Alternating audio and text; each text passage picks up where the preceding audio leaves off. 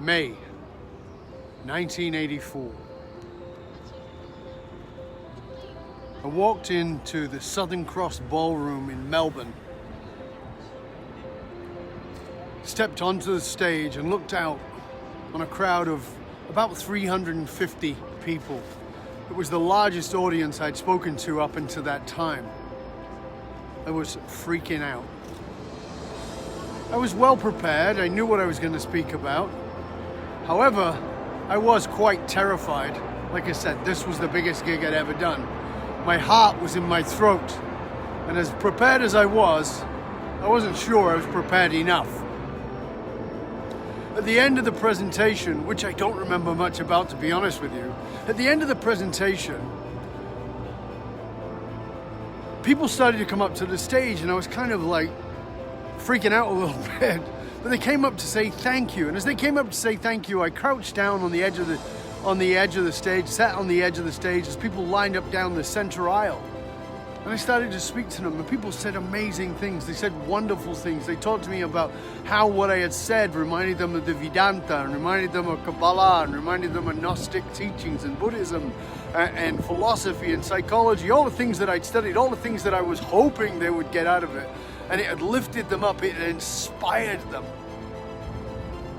And there was a lineup that seemed to go forever, and I was very excited to talk to all those people. And then, I don't know, probably 10 people before the last person, he stood there, he looked at me, and he told me very clearly that he thought I was full of shit.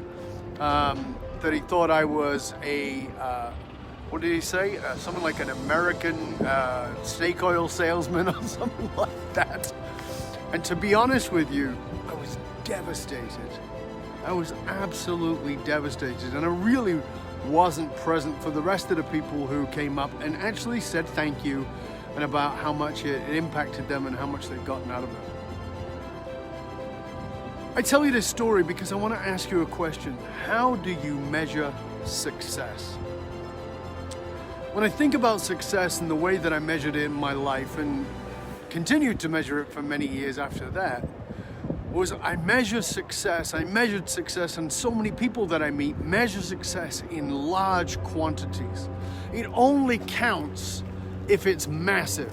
If there's a massive success, then yeah, okay, I get it. I did something great. Everybody can see that. It's on the billboard sort of thing. Everybody recognizes that I did something amazing. That's pretty cool, right? But we're very bad at recognizing our success. Have you noticed that about us?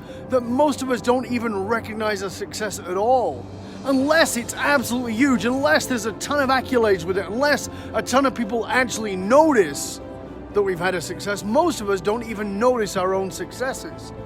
Have you noticed that? So here's the question. I asked you, how do you measure success? Well, here's my next question to you.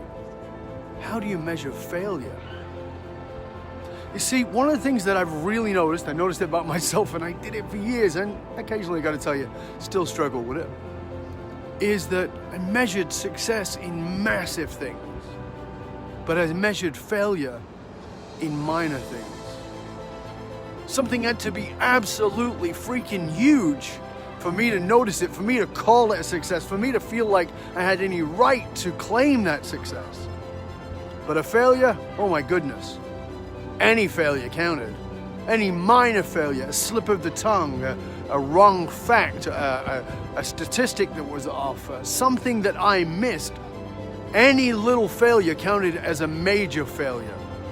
So here's my question to you. Are you measuring your success in only the large things, and are you measuring your failure in the tiniest things? Because if you are not giving yourself the kind of credit that you truly deserve. That's my lesson to you today. Stay curious, my friend, stay curious about the minor successes that you're missing and how much you're playing into the minor failures that when you look back in a year, 6 months, 2 weeks, let alone 10 years, you won't even remember. Let yourself remember the successes. They're not failures if you learn something. So decide it was a lesson and move on. Measure your successes at least equal to your failures.